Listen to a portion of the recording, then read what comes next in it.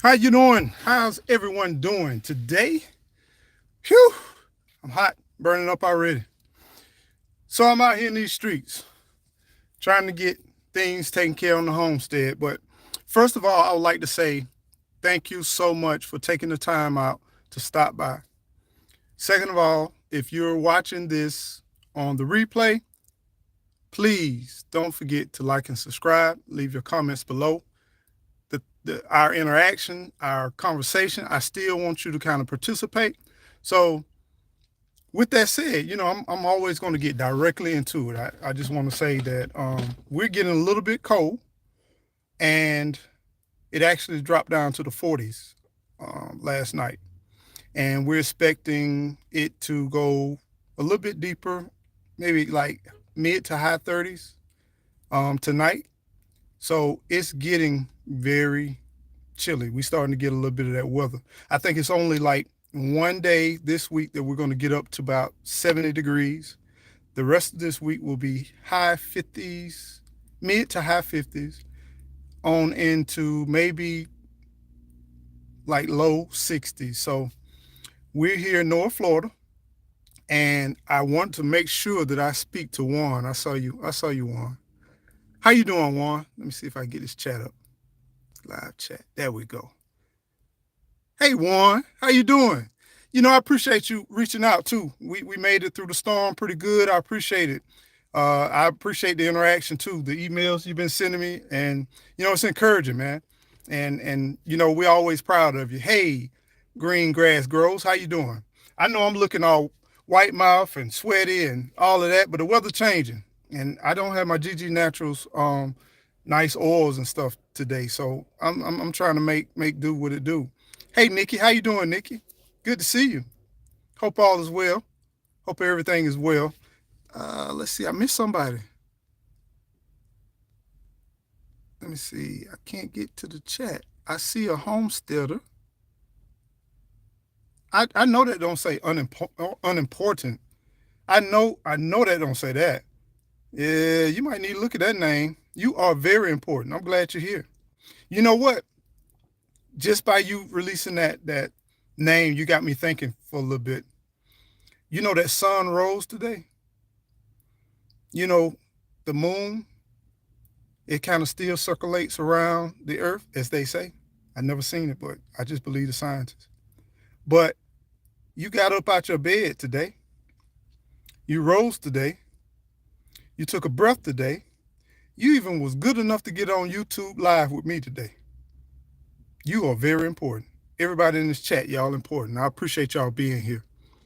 So the subject of the matter, the subject of this live broadcast is to let's talk about you went, you did the necessary steps. You you went and tirelessly looked at land, and you finally made your decision on the land. You're ready to pull the trigger on the land. But I want to tell you something before you pull the trigger. There are some things that you should know before you pull the trigger. Now, if you've already pulled the trigger, there's still some things you need to know.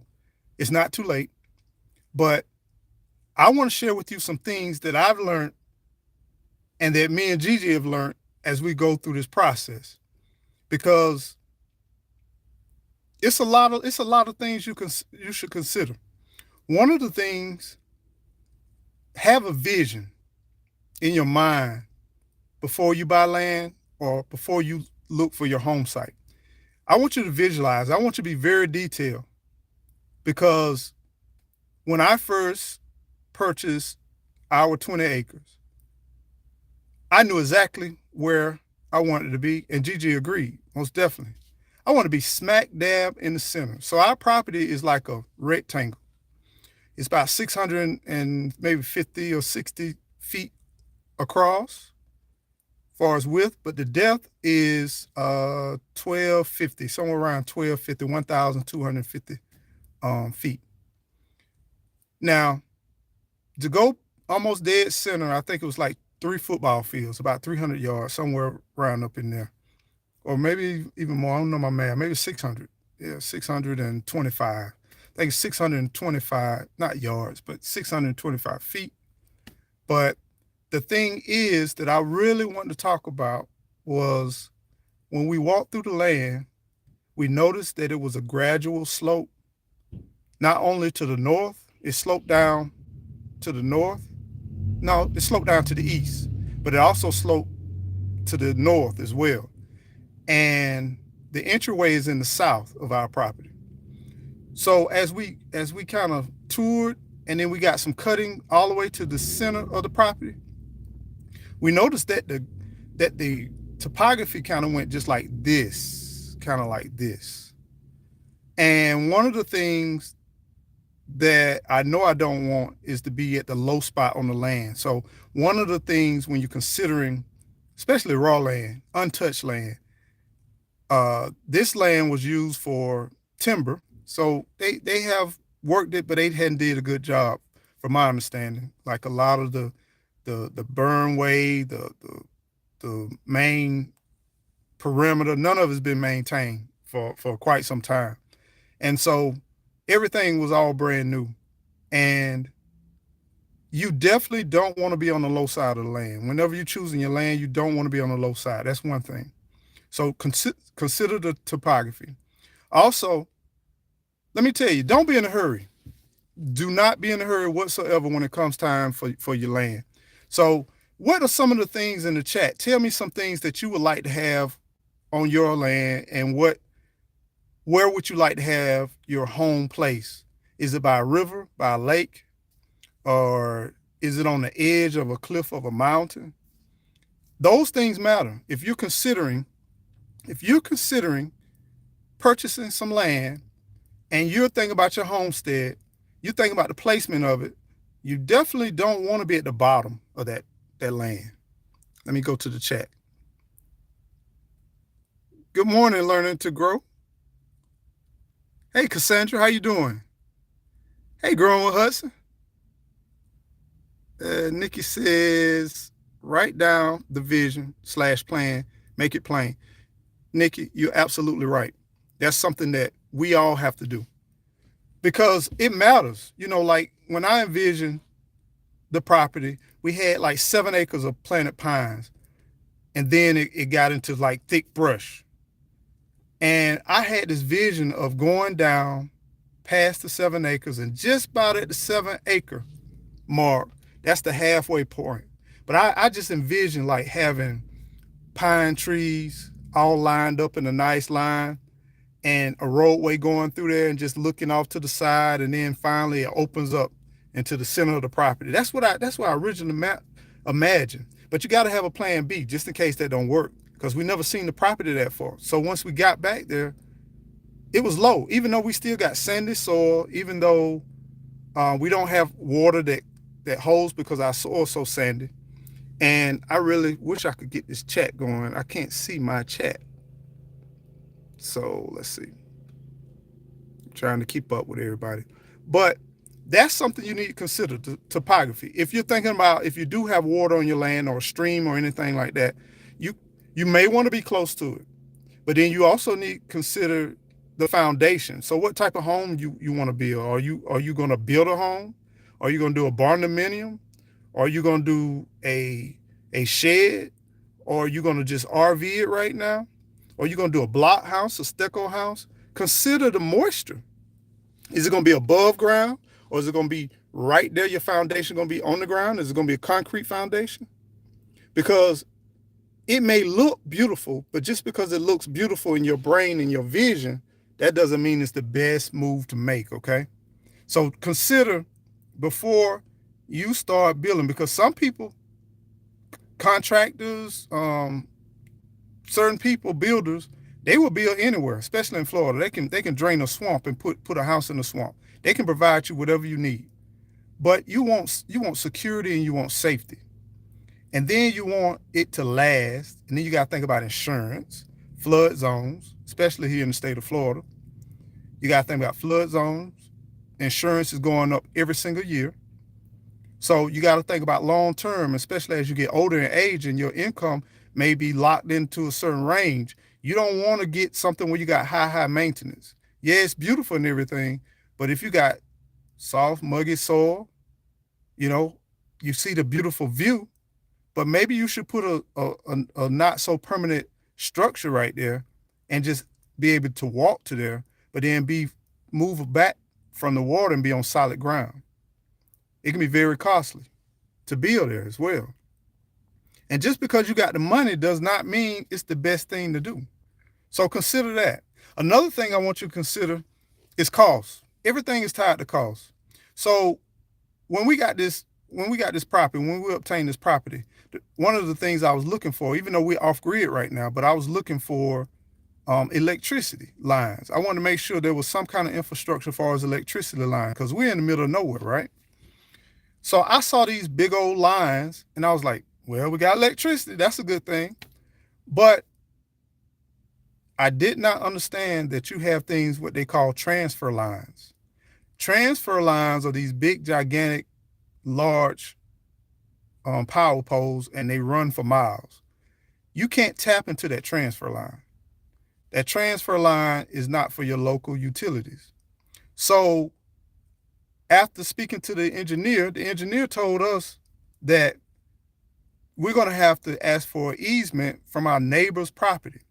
Now, granted, we're on 20 acres. My neighbor to the left of me, they're on 20 acres, but they haven't built on their property. They have no electricity.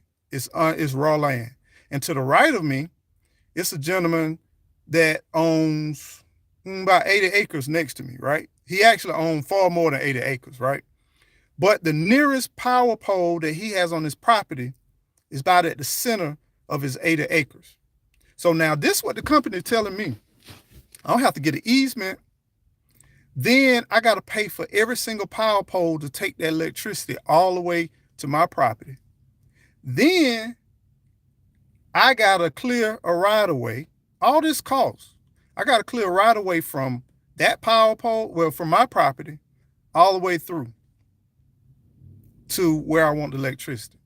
These are things you definitely want to consider. So if you want to be way, way back, say if you got 3 acres, or say you got 20 acres or 40 or 50 acres, think about how far you want to be off the main road, how far you want to be away from power. We're not in a big hurry for power, but I want to use electricity as a backup. That's just our alternative. Instead of, I'm reversing the vision. Instead of having everything flip a switch, which I miss. Lord knows I miss, especially in the middle of the night or something like that when you want to get things started, get things going on, especially getting colder, batteries being compromised, water being compromised. It's a lot of things you want to secure.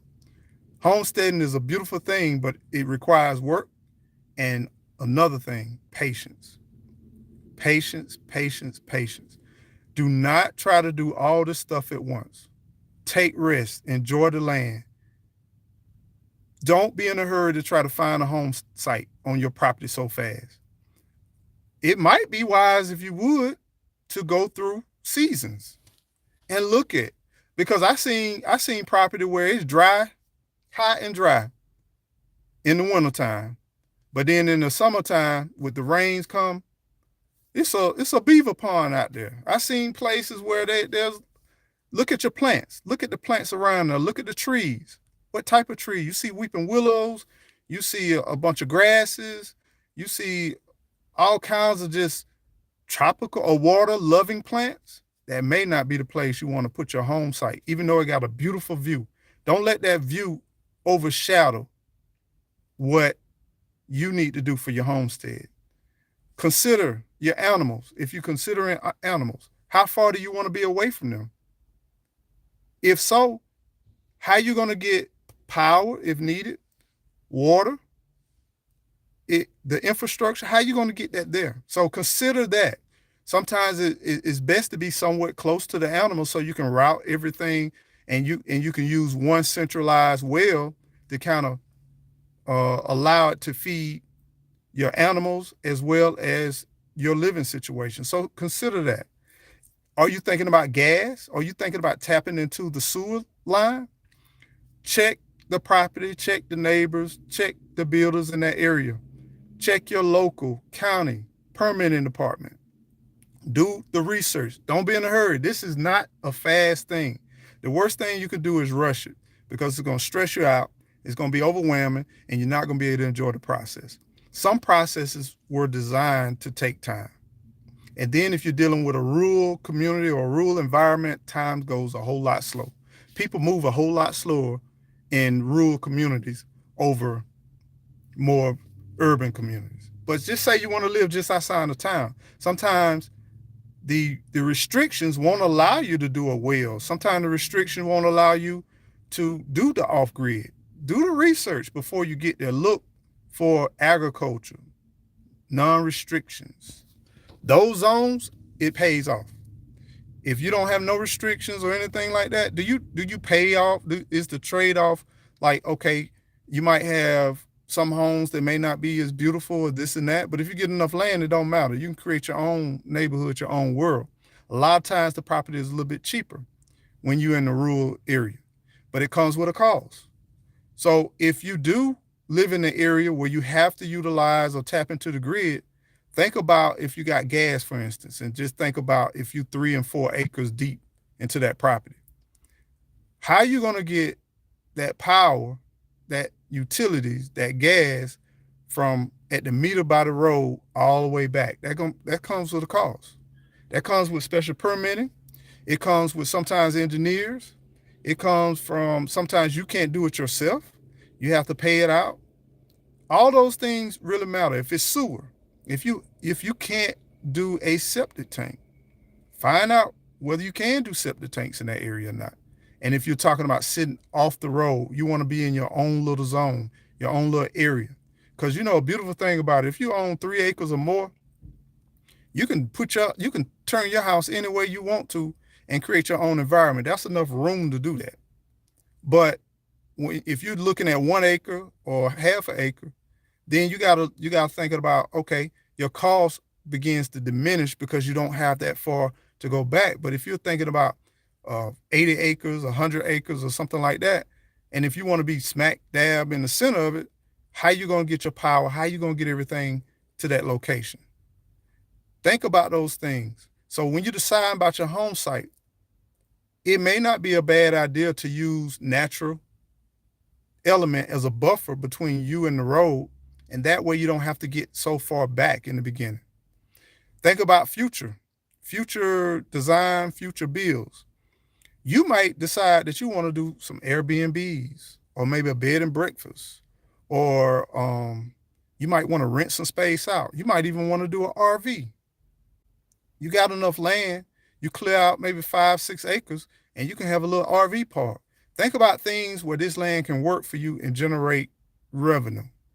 And then think about your home site. If you had that vision, as Nikki said, you write it down, you lay everything down, you might later on say, I want to be self-sufficient monetary, not just all of these different things, but I might want to do some off-grid cabins. I might want to do some events, maybe weddings, maybe horseback riding, maybe homestead tours. There's a lot of different things you can do and be creative and be self-sustaining off of your land, allowing your land to work for you. Some people may be like, I don't want nobody at all on my land. If that's the case, what about your shipments? What about your packages? What about your electricity? If electricity is piped down through there, they're going to come through and make sure that right of way is clear so that you won't disrupt all the forces around you. It's your responsibility to maintain certain parts of it, but certain right of ways, they're going to come on to your property or portion of your property, and they're going to make those necessary moves. So consider that. Setbacks. You might choose the best location, and if you have a more smaller property, look at your setbacks. Setbacks are things for like infrastructure, for the piping of gas, water, sewage, utilities, all of those different things. And some places are crazy sometimes because of the fact of in the front, just say, for example, in the front of your property in Florida, you might have marshlands, which is federally protected, right? And then it may be 30 feet from your entryway, and then the rest of your land is high and dry. Think about Okay, that 30 feet, they're gonna add some more to it to protect the nature, to protect all the elements, right? Then you got to pipe in your utilities, which is another 30 feet. So now you got pretty much just say a 45 feet for your natural and 30 feet for your infrastructure. You pushing yourself further and further back off the road, further back, the higher the cost. So these are some things I really want you to consider. Also, I know it's your preference. You might say, I want to build my house right by this beautiful live oak, this 200-year live oak. I want to nestle down in there. Be careful. Be careful, because when you're choosing to put your house underneath a large tree or any type of large brush or anything, remember, consider what type of house you bringing in. Are you bringing in a modular home? Is there enough width, enough for the length for those trucks to deliver and bring those pieces in? Because what's going to happen is some people don't tell you up front that it's going to be extra cost. Sometimes when they come out there, then they're going to say, oh, okay, you already went and cleared your land. You got everything. You saving this tree. You want this house underneath this tree. Well, it's going to cost you a little bit more because we don't have enough room to maneuver. We don't have enough room to place it here. Another thing, storms come. Consider that tree. Our last property, we had gigantic trees, 80-foot tall trees. They've been there for a long time. They're beautiful. Nothing wrong with them. But every storm, I hit my butt cheek tight. Every single hurricane, I was just praying, if you do it, if you drop, because some of these branches were like big as cars. If you drop, please protect my family, but go ahead and just destroy the whole thing. Please, please. Or otherwise, please don't fall. It was one or the other. Don't fall or save my family and destroy the whole house. Because I've had friends who have actually had storms to come where it did not destroy, and the nightmare they had to live through and the stuff they had to do. Some of them had foundational issues after that. Some of them had infrastructure compromise. Some of them had to almost completely do their whole house. And now you got these high deductibles, and you have to depend on all of these contractors to do things in a timely manner. These are some things you definitely want to consider. If you're buying a property it has the infrastructure, and you say, I want to sit my house by this septic tank and by this well. Is the well operational? Have you had it inspected? The septic tank. I know a friend of ours, they bought a property it used to be a mobile home park / junkyard. So it was a junkyard part of it, and the other, they had mobile homes out there, and they had a bunch of septic tanks out there. Problematic, y'all, problematic. A lot of them, they're not operable. Roots mess up sewage system. Exactly. Now all of a sudden, now my chat I'm not gonna touch it. Hey Cheryl, how you doing? But all of these things matter. Okay, as Hudson just said about the roots, if you're doing a concrete foundation, right? Your dream home, your placement where you want to put your home, if you're considering a concrete foundation, the roots, they don't stop. They don't care about how heavy that house is. I mean, they'll push right through it. Now you got foundational issues. If you're building off the ground, right? You got a raised home with crawl space, right? Consider this. Where you crawling on? What's up under that house? Some, especially, I can't speak to a lot of places. Some places have marshland, and it stays very moist. Guess what's going to happen to them beautiful wood floors? Moisture going to come up, and it's going to just have fun with those beautiful wooden floors. It's a lot to consider, y'all. Take your time. If you don't get anything out of this live, I want you to remember, take your time. Do not rush this process. Try to stay on that property as long as you can. What I mean by stay on it, I don't mean physically. You don't have to physically stay, but it's good if you can. But try to observe the seasons. Look for water. Look for storm runoff water. Now, also remember this. If you have densely packed wooded property, once you clear that lot, let it rain. Once you got all the roots up, once you got everything up, this is why I say don't rush the process. Let it rain. If you have snow, let it frost. Rain and then let it freeze over. And then just see what kind of topography you have. See your infrastructure. Because it may be one thing when you have woods, brush, natural, but then when you take all of that stuff out, you'll be amazed on how that water runs. You'll be amazed on how you done put in some nice soil, and then now you watch it go right down to the other end of your property. So these are things that you really need to consider.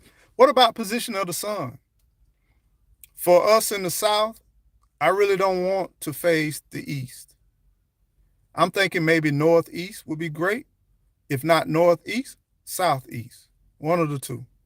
The sun rises in the east. Typically, they say if you're semi-northeast or east, during the winter months, it'll warm up your house. We have fewer colder days than we have warmer days. And then if you have this beautiful balcony overlooking the pool or the pond, think about where the sun sets. You want to have beautiful sunset days?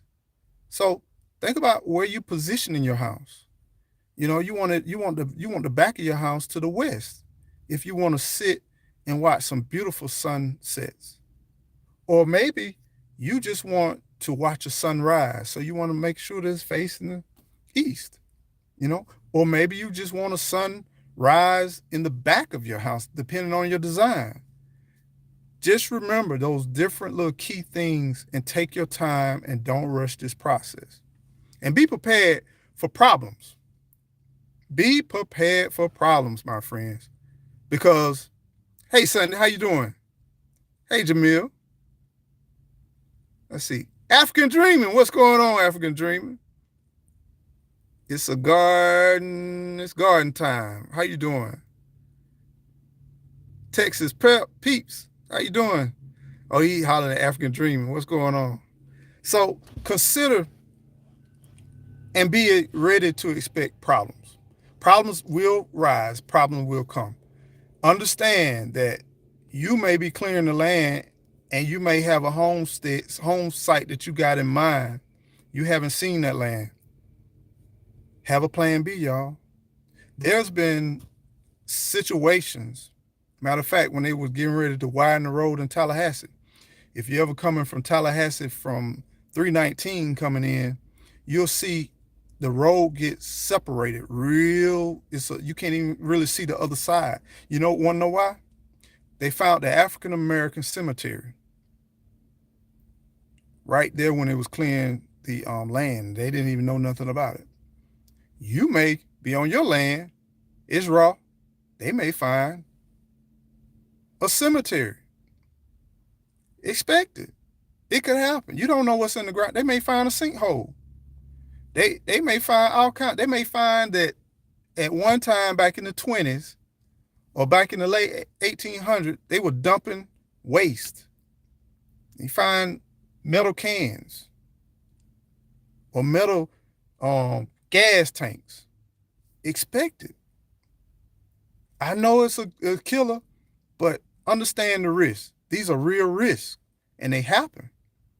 If they happen, be prepared to pivot. This is why you don't want to rush, because every time you think you're rushing, you're going to probably spend a whole lot more money than what you should, because you're going to try to correct everything and keep it going.